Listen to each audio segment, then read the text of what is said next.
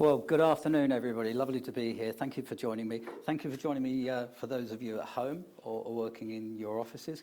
So today I want to talk about freelancers and really why you as a startup or a small business should engage with freelancers.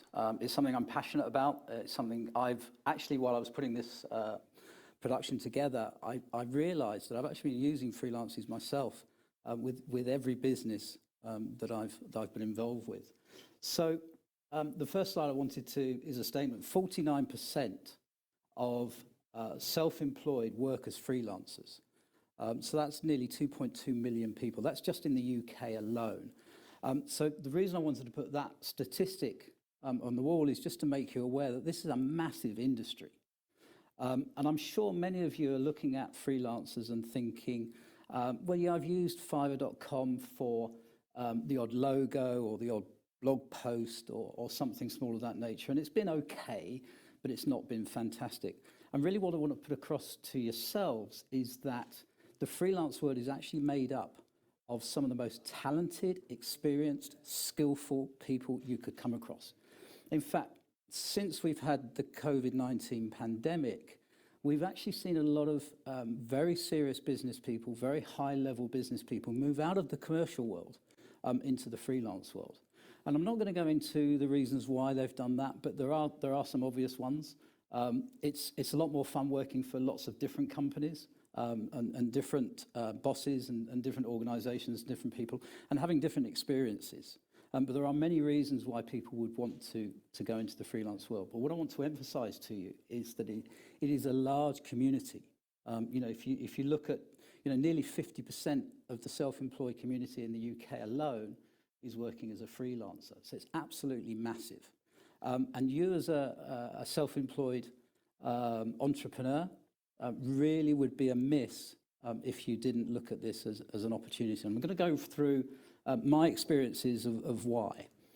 So, title of the slide, my name's Mark Trowbridge. I'm a serial entrepreneur. I've been running businesses since I was 17 and selling businesses all the way through my life. And in fact, while I was putting this together, I suddenly realized that it was even in my first business that we employed what we now call freelancers. And back then they were part-time employees. Terms have changed over the years. But we had, my very first business, one of the key marketing aspects we had was direct mail. And we employed a full-time printer.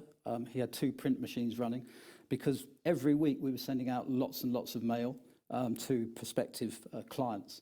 And in the back room, we engaged 3 retired gentlemen, and they came in and did what we call the stuffing of the envelopes.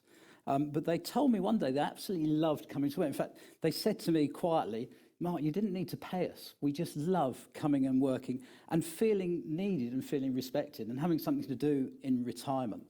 And I think from that, I've realized all the way through my business life, I've utilized what we now call freelancers. So it's a huge aspect. And what I really want to put across today is, the importance of freelancers to you in your business, how you can benefit, why you can't ignore them, how to employ them, how to find them, and how to maximize the benefit. And I hope that after this session, you've at least taken something away from today that makes you think differently about freelancers. What I've noticed in the UK is that there's quite a closeted aspect when it comes to freelancers. Either that aspect that freelancers have no real value, they're not really that good at what they do. I can do better by employing somebody full time. And I'm really here to tell you that's not the case. And I'm going to give you some examples as we move through as to why that's not the case for us as a company. So freelance work, again, it's not only a huge number of people in the freelance community, but it's also those people who are working across all verticals. So whatever need you have as a small business person, whatever case you have for work needing to be done, you will find somebody in the community that can actually do that. And you'll find a person that's actually highly skilled, highly talented, and will do an amazing job for you. And I'll run into a financial aspect of that a little bit later. Now, the other aspect you need to also look at and think about, whilst we think about, and I've given you a statistic for the UK, but now we're in a global economy. And what you'll find is that the freelance world is actually that, it's worldwide.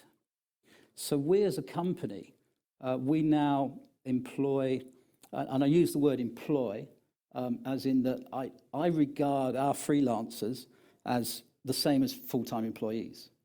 So we have two levels. We have those that are working for us ad hoc, doing one-off projects or tasks, and we have those that we respect, and we actually want to engage with them on a monthly basis for them to do a task regularly for us.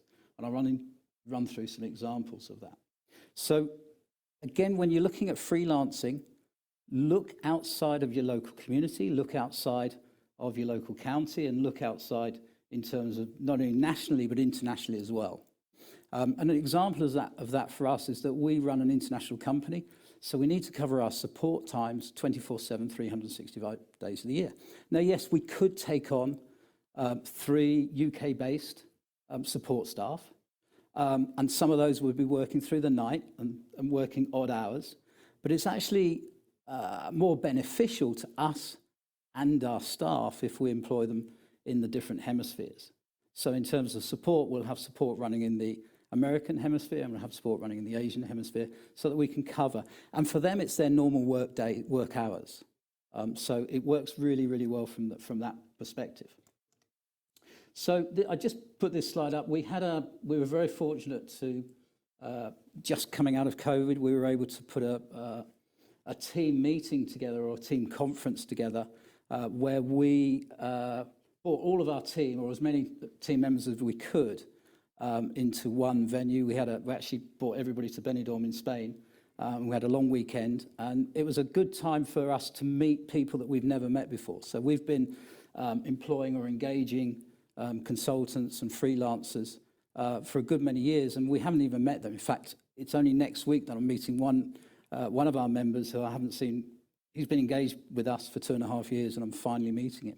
So this was a good opportunity, and as I mentioned, we've got freelancers, or we utilize freelancers from around the world. So we have freelancers in Canada, the USA, Colombia, Spain, the UK, the Philippines, and further afield. And our intention is to continue to engage with freelancers and get them to help us grow our business. It's a fantastic way of helping your business scale. So if you're thinking, I'm a one-man band, I'm a small business, it's not going to help me, stop there. We started using freelancers when we were just 2 people strong. And had we not used freelancers, I really don't believe we would have grown as successful as we had. They've been a tremendous asset to us as a company. And once you start using, and once you understand what you can gain from the freelance community, I think your mental aspect towards it will change. So you're never too small to grow. I want to look at the why you shouldn't. And one of the ways of looking at it is always about finances, about money. So to me, it's almost like you can't afford not to hire a freelancer. And it falls into 2 parts. It's a very simple equation for me. So what's your cost value?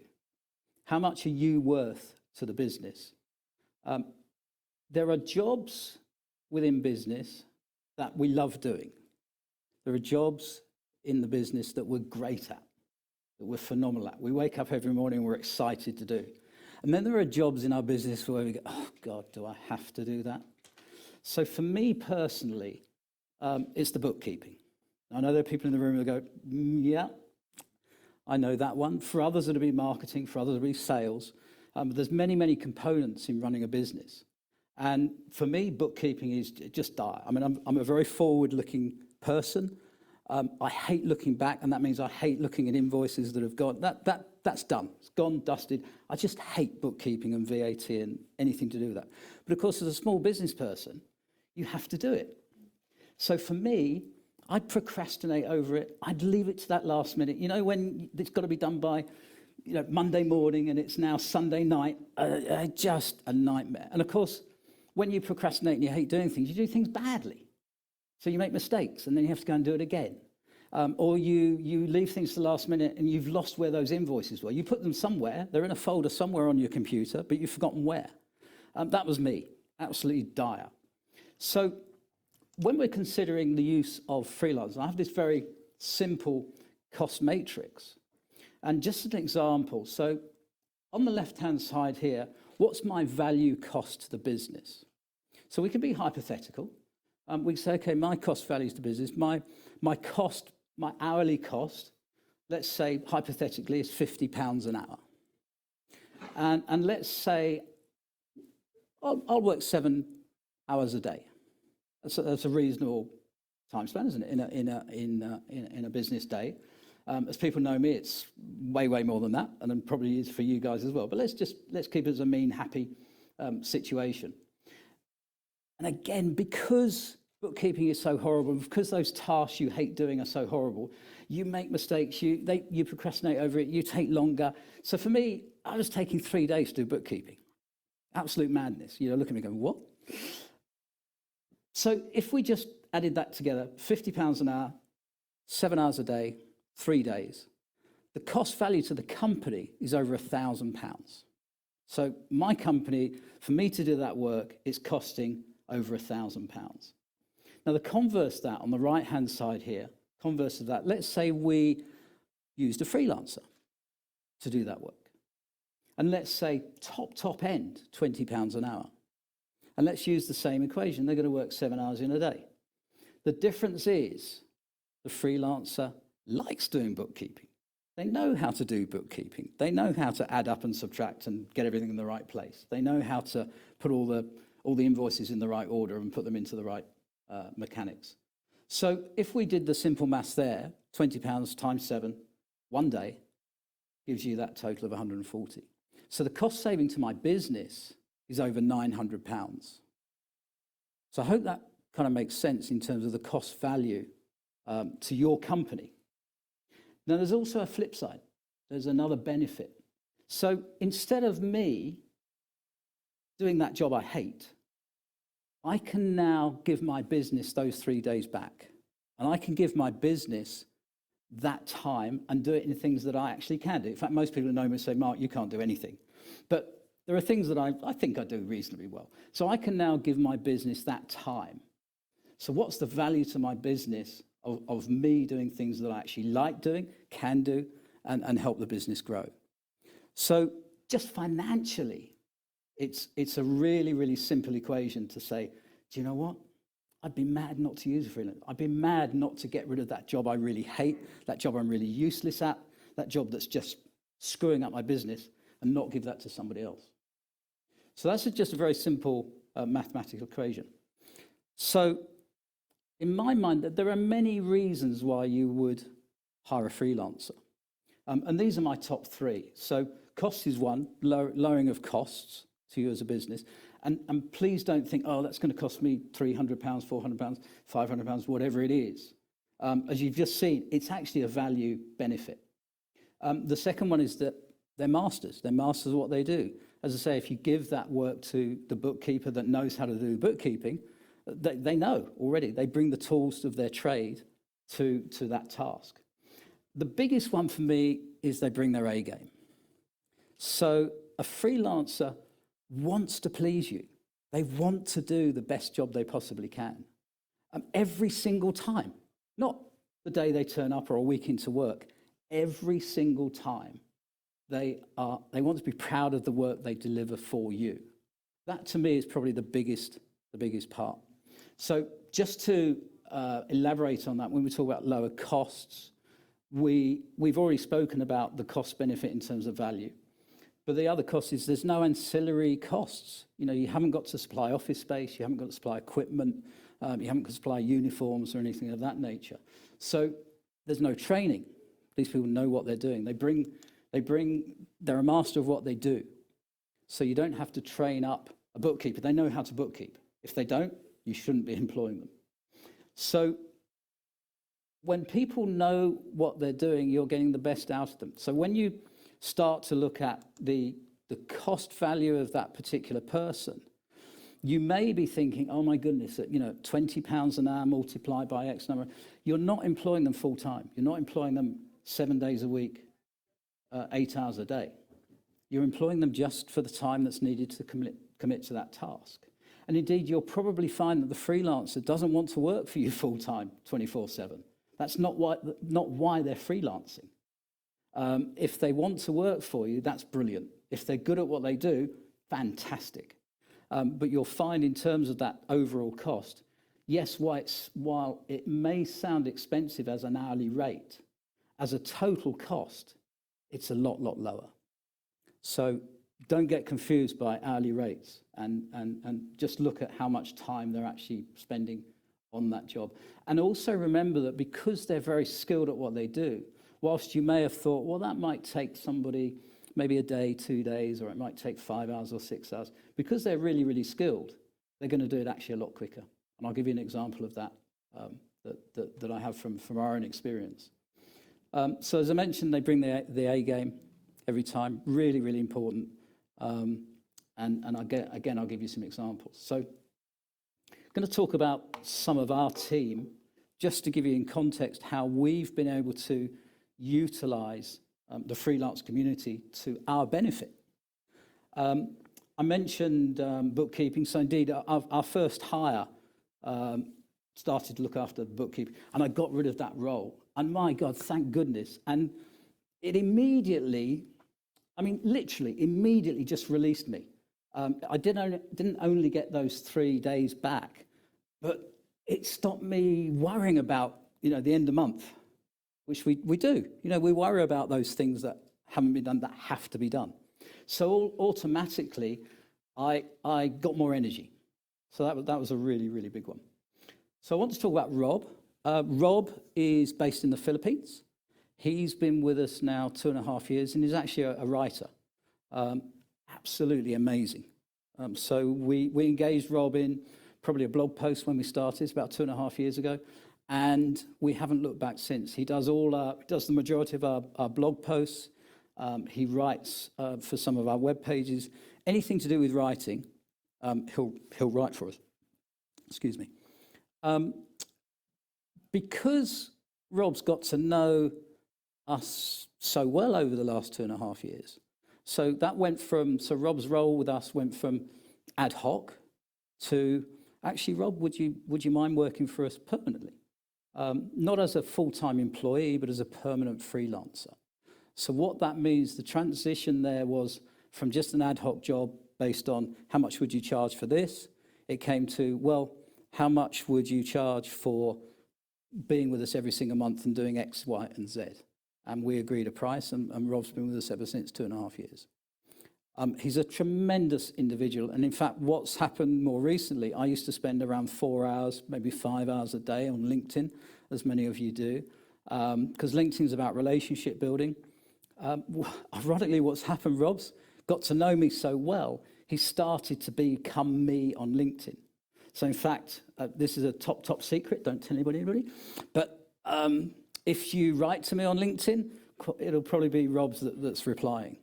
And as you grow, I don't think it's any secret, as you grow and that time is limited, you will have to do that yourselves. And it's about finding the right person. And I'll be honest with you, I've been on LinkedIn and I've read some of the replies that Rob's given. I could have written it. It's as though it is me. And that's what I'm trying to emphasize is the caliber and quality of individuals out there is so high. We talk about in business, if you want to be successful, surround yourselves with people that are more intelligent and more skillful than you are. And that's what we're doing with our freelancing community. That's writing blog posts. As it happens, we're actually going to be taking on more people. We've got more writers that we need. We need more blog posts to be done. So we're actually looking to take on even more people in that sector. So the other person I want to talk to is a guy called Paul. Now, Paul is the most dynamic graphic designer you could come across.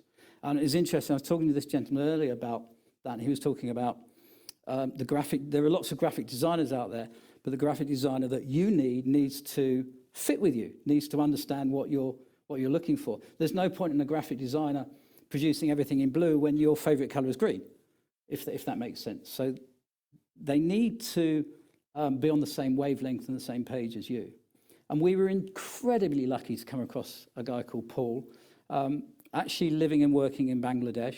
He completely transformed our website and our graphics and our imagery, started to transform all the imagery that we use in blog posts and banner ads, and literally anything that has, in fact, some of the leaflets that you'll see around for the ConXhub, our business cards, anything that has an imagery on it goes to Paul. And again, it started off as just can you do some pages on our website? Can you do the homepage? Can you do some imagery for that? And again, Paul's transitioned into being a full-time freelancer for the company, month in, month out. Over 2 years, Paul's been with us, and I hope he never leaves. He's just an amazing individual. The whole company loves him to pieces. It's not just me asking him for things to be done. It's every department saying, could you do this? Could you do that? And he just does it. He's just amazing. What's been really exciting for me is that by him having full-time freelance contracts, he's actually been able to move from Bangladesh to the USA, where his wife was living, and who he hadn't seen for 2 years. So I was absolutely delighted for him that he was able to move on the basis of us giving him some full-time work, albeit in the freelance world. And the other one, I'm not going to embarrass him. Actually, I am. So the other one I want to talk about is a guy called Corey. So Corey's actually only been with us 6 months, and Corey's actually in the room. But what a fabulous young man. He's straight out of college, came to, and by the way, nobody steal this guy, all right? He's ours. Because a freelancer, he works for other companies and individuals building websites. And when Corey first started us, I think most of you know websites are pretty important to your business. And there's a part of the website that Google looks at that tells you, whether it's any good or not. And Google will actually start pushing more traffic to you, the better up the scale it is. Well, we had an average site percentage of about 72% when Corey joined us. As of Monday, when I looked through the work that Corey's done over the last few months, he's pushed our web page up to 99%. And actually, he didn't know it, but when I looked this morning, it was at 100%. So that, for us as a company, is just unbelievable, because we now know that Google are looking at our website and going, that's a damn good website. It's got good content, it's fast, it's got good graphics, the end user is staying on the website, all those analytic things that we're all looking for. And it's all because we engaged with Corey. Now, we've actually, I don't think many people know this, but Corey, again, we agreed terms with Corey. We actually upped his wage 2 months in, 3 months in, Corey, I think, and we've just done it again. Because the value that Corey gives our business is immense. If you imagine now that we are, I think Corey mentioned earlier, there's another 10% of users coming to our site. So what that means down the line in terms of sales is it's incremental. You can't buy that, but we have using freelancers. So the caliber and quality, we couldn't get that anyway. We couldn't do that internally. Now, we've got some good website people internally, but it's something you need to focus on and concentrate on. And we couldn't do that internally because we've got so many other things we're trying to do. I mean, as business owners, we're all juggling. Every single day we're juggling to run our business. So the fact that we could say, okay, we're going to have somebody that's going to specialize in this and do a really good job. And again, I'm really proud of the fact that we've got somebody like Corey. I mean, he's just an amazing individual, young man, and he's doing an awesome job. So thank you, Corey. I also want to just very quickly talk about, so they're freelancers that we've transitioned into full-time. We love having them on the team, and I'm going to talk to you about how you should engage with those people within the business. But I also want to talk about just one-off individuals, because they're equally as important to you. And this is a real story. So my background is in SQL servers and that whole horrible junky stuff. And I had a report to produce for a particular client, and I was really struggling. It was a really complex report, and I was struggling. I'd nearly get there and then not, and I'd have to walk away from it, because my rule is if you don't walk away, because you're just going to waste time trying to walk away and go back to it. I'd walk away, go back to it. I'd spend another hours and hours and hours, nearly get there, not quite, walk away, come back.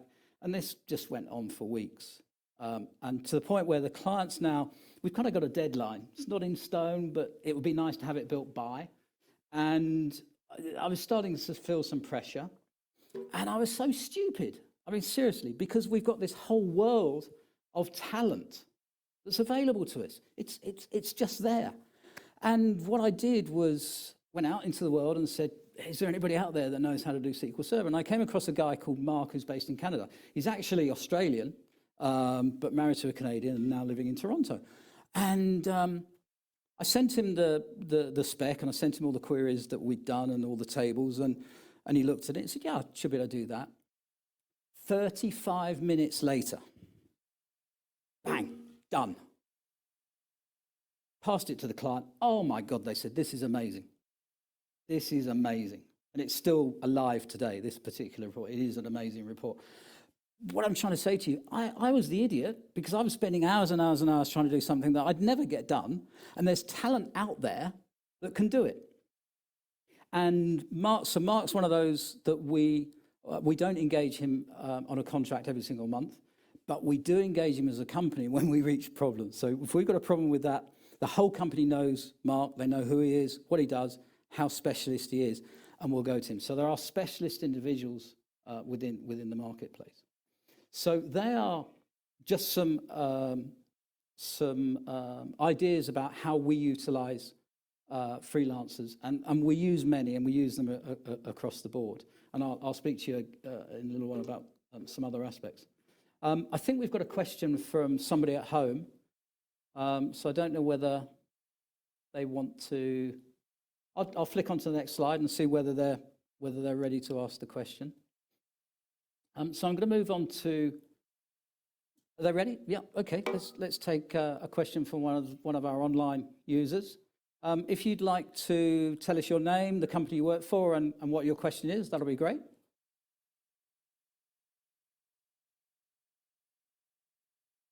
I work in the fintech industry. My name is Michael. I have actually bad experiences with the development side. So how do you trust a freelancer? So we did the odd jobs, website banners, but then the quality was just not there. And I'm curious how you solved it, because you're only telling the success stories. Yep. But my experience is not that good. Cool. That's brilliant, Mike. No, thank you very much. And you're right. I have been all very positive. There are negative sides. Yeah, like in the whole world, there's good and there's bad. And I've fallen foul. I won't call it fallen foul, but I've had work done, and it's not been quite up to spec. It's not been quite what I imagined it could be or should be. And I've been disappointed. I've still paid the fee, and I think rightfully so. I've still given them 4 or 5 stars or whatever, because they've produced. Do you know, sometimes it's not their fault. Sometimes it's the spec, and in fact, what we're going to get, how to hire. Sometimes we've given them the wrong information, or we haven't been explicit enough about what we need. Have you ever done that test where you've taken a sheet of paper and said, draw a square, and then draw a circle within the square, and then draw a triangle, and your image of that, and then you ask 20 people to show them their image, and they're completely different. Yeah, somebody's got a little square in the corner, another one's left-hand side, another one's got a big square, another got a tiny circle, because we haven't been explicit enough. We haven't explained that actually you want to start the square off 3 centimeters down from the top left-hand corner, and the circle's in the right hand. We haven't explained. So quite often, the person's actually very, very skilled at what they do, but we haven't explained it. There are those that actually aren't that skilled. I'll be honest, there are good and bad. So what we're going to look at in a minute is the hiring process, what we have learned over the years of how to hire and where to hire, and the questions we should be asking to get the best. And I have to say, The bad occasions are minimal, if non-existent. And there's another really key part to it in that we've not employed this person. We've not gone through a whole rigmarole of going through CVs and all of that. We use the phrase very easy to hire and very quick to fire, and it's very, very simple. If the work's not up to scratch, don't have to use them again. So it's very, very simple. And also the cost basis. If you start on something very small, then the cost detriment to you is minimal. You know, it might be you've started. I'll give you an example. So I mentioned to you earlier, we're looking to engage with more writers. We want more quality, high quality blog posts for our website. And so we've started to engage with writers. We have been looking at some of the normal sites that I'll show you, so Fiverr.com and the other sites. And we actually engaged with somebody the other week. Now, these people, freelancers, are incredibly busy. The good ones, really, really busy. So I engaged with somebody, asked them to do a blog post, 1,000-word editorial, and that came back. Now, I passed that to my PA and said, "What do you think?" And she said, "Well, I don't think that's very good." And I said, "Well, let me put it in this context. We only paid for 1,000 words, and we got delivered 1,000 words. And also the topic was really horrible. I mean, the topic was voicemail. How many of you could write an article on voicemail? 1,000 words. It was horrible. So it was kind of a test. So for me, when I read it, punctuality, spelling, context, flow was absolutely brilliant. And when I put that back to Paula, my PA, she said, "Actually, Mark, you're right."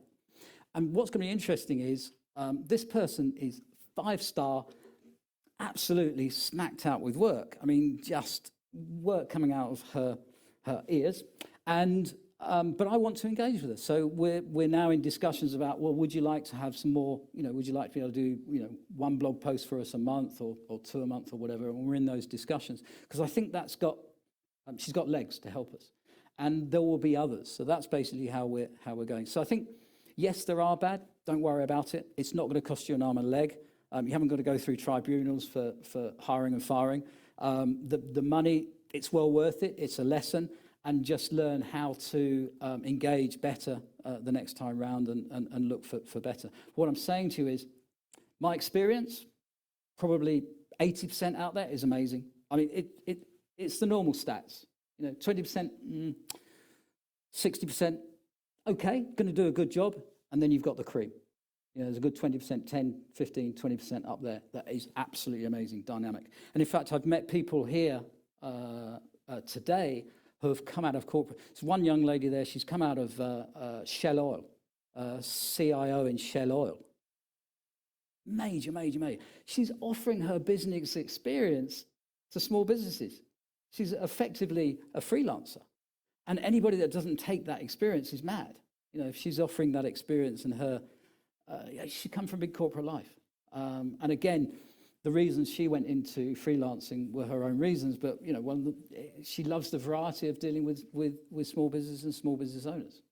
So very, very quickly, how to hire. I've already covered it. So be very specific in what you need.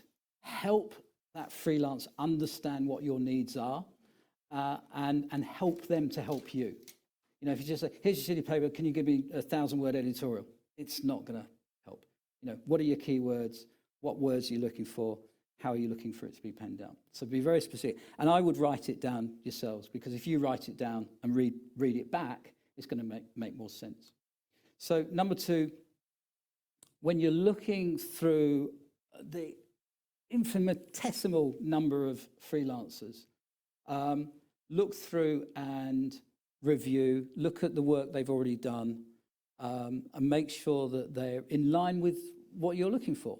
There's huge choice out there, which is a nice thing, but you can also get blinded. It's like walking into the sweet shop, and there's so many sweets, you can't imagine which one to choose. There is so much choice, so much quality. So, when you're looking, make sure you're reviewing who you're looking at and look at their testimonials and what work they've done. Number 3, I always like to respond to everybody, even if they're not going to be suitable for us, because you never know whether they might be suitable down the line. So always be polite, always be nice, and then shortlist down to 3, 4, 5, whatever you think. is applicable. Depends on the task. If it's a one-off task, I just want the logo done, you'll probably just look at 3 and then see who may well fit with the style that you're looking at. If it's for something more, and if you've got a line to be more permanent, then you might want to expand that a bit more and dive into a bit more detail. This one is really critical, and I'm going to give you an example as to why. So, checking previous work. Now, if you're going to be engaging a freelancer that you would hope to be a long-term engagement with you, rather than just a one-off, can I have a logo done? The good example I would give is marketing. So we used to have what you would call a CMO. It was our chief marketing officer. And what I found was that the great guy, absolutely wonderful, loved working with him, but the depth of what we were getting back wasn't good enough for the company. We just weren't moving forward. So then I decided, okay, we'll make a change. And I don't know whether it was, I think it was by luck, if any of you believe in luck. But what happened then was I realized that marketing is much bigger than just a one-person job. And what I realized was that we could actually get top people in each of the divisions of marketing. So if we separate marketing out into SEO, PPC, LinkedIn, Facebook, if we separate those out and we get the best people in those for those commodities, then we're going to be halfway there. And that's really what we decided to do. And it was by luck that we did what I've just suggested there, 1, 2, 3, and we came up with some short lists. The next thing we did was ring them. And what's ironic is marketers will actually tell you they're great at marketing. They'll spread their net really wide because they don't want to miss any of you. If there's an opportunity to get some work for you in SEO or PPC or any of the other marketing aspects, they want it. So every single CV and every single one was saying, I'm great at marketing. So here's a top tip. This is what we did. We rang them. So we arranged a conference call. And I said, what do you love doing? What do you love getting up for in the morning? What's your passion? And the irony is that each one would say, well, actually, Mark, SEO is what I love doing. I can do all the other stuff, but I just love SEO. Or I'm fabulous at PPC. And it was incredible because one by one we were going, there's a tick. We'll have you for that. We'll have you for that. We'll have you for that. And we've grown just such an amazing team of highly skilled, highly talented. There'd be corporates that would hire these people. And so we're so lucky, I think, that we've come across the freelancing world. And that freelancing world has given us this level of talent that's allowed us to grow and expand. And this is what I'm trying to implore you as small business people and startups, is do not forget the freelance industry. It's phenomenal. So that's a top tip for you on how to engage. And then basically step number 5, just agree terms and move forward. Now those terms in the first, what I would suggest is that you, again, it's about, is there a fit? Is there a fit between the freelancer and yourselves? Is there a company fit? Is there a cultural fit? Is there a fit in terms of what they can do? Does it fit with what you need? So the nice thing about the freelancing world is that you can engage for as short a period or a single project, and then go from there. So we would always start with just a very small, almost a tester, and just see how we're getting on. And as the case with Corey, we started him off on some small stuff. Can you do this? Of course I can, blah, blah, blah. And what impressed me, we talk about the A game, what impressed me about Corey and everybody else that we've taken on when we talk about the A game, they're doing things without being asked. They're saying, do you know what, I've seen that problem, and they go and fix it. Or they add to that, or they give us that. It was like this Paul just knew they're going to need business cards. So business cards were produced, or the artwork for those. They're going to need a leaflet for that, produced a leaflet. They're going to need a homepage. They're going to need... So this is the level of skill that the freelance industry can bring you as a small business. And for a business owner, it's just sweet. It's like, because you know you're thinking of everything. You know, you go to bed, I've got to do this tomorrow. Oh, and what about that? And there's that and that. And when you start getting people around you who are actually better than you, have more skills, and want to work for you and produce the best, it's unbelievable. You know, you start to get things done that you never imagined would be done. So that's basically the quick things on my top tips on how to hire. In terms of where, we're in such a wonderful age. I mean, as I mentioned earlier, you know, we're now seeing huge growth in the freelance community and globally. There are lots of amazing sites out there. They all have a different purpose and work slightly differently. And a lot of the freelancers begrudge some of them because they're charging too much for whatever reason. But there's whole communities of freelancers. So use them. Drop in and out. It costs you nothing to look and see what the skill sets are there and find out you know, what could marry with what your needs are. But you've definitely got needs, and you've definitely got freelancers that can fill those needs. So have a look on those sites, have a look on Google, do some searching, do your research, and you know, we're awash globally. Don't forget it is global. Don't be frightened of employing globally, because we've all just gone through two years of semi-working from home. It works. So there's no different from somebody being, you know, in the next town down from you or in the next continent. It makes no difference. What you're not buying on where they live, you're buying on what skill sets they have and what they can bring to the party, how they can benefit you and your business. That's the key. So let's get this around the right. So culturally, this is really important. I think I'm quite fortunate that I was brought up to treat everybody the same. So it doesn't matter in your business whether you've got somebody coming into the office and cleaning the office. I've always treated people exactly the same, whatever they are. It doesn't matter whether they're up there or down there, they're all the same. And I think that's been fortunate culturally within our company. The whole company treats our freelancers just like full-time employees.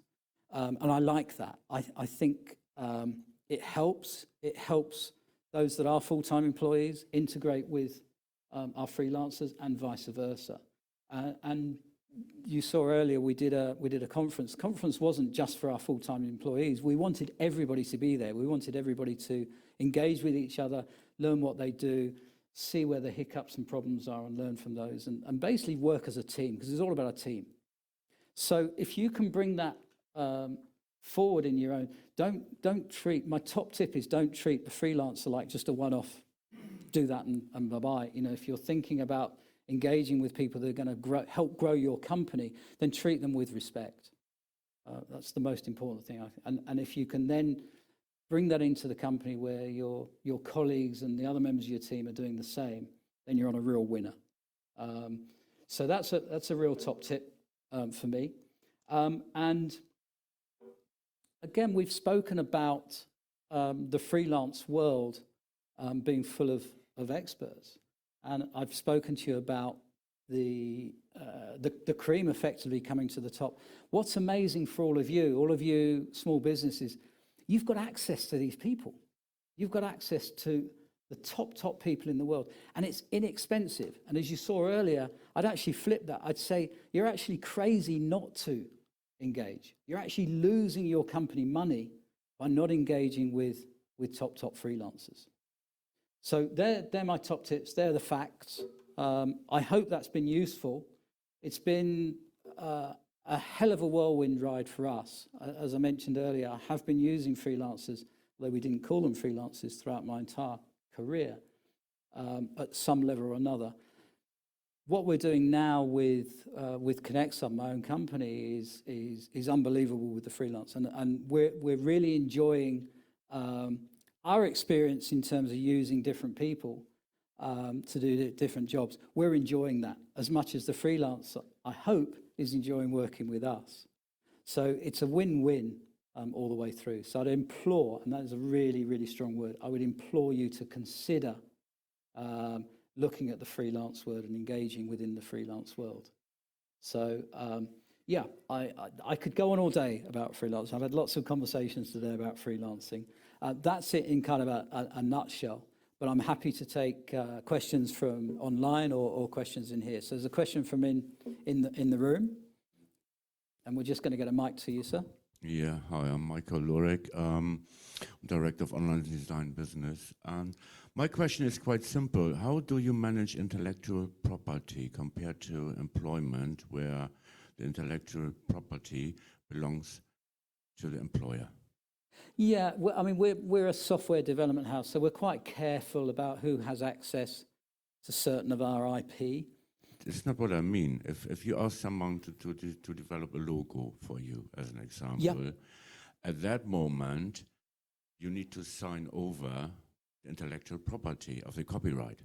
Yeah, so That's what I mean. It's a very good question. Very, very good question. Yeah, so just make sure in the terms and conditions of engagement. I mean, logos are quite simple because most Fiverr.coms, the agreements in there actually cater for that. So the property right will come from them to you, and you'll have rights to that. There are sometimes you'll see you can pay a price to have a creation created, but it's only for personal use. And then there's another price you have to pay. There's a premium that you have to pay to make it public use. So you would always tick that, because there's no point having something done that you can't use on your website or use in the public domain. So just make sure you do that. It's a really good point, sir. So thank you very much for bringing it up. So just cover your bottom.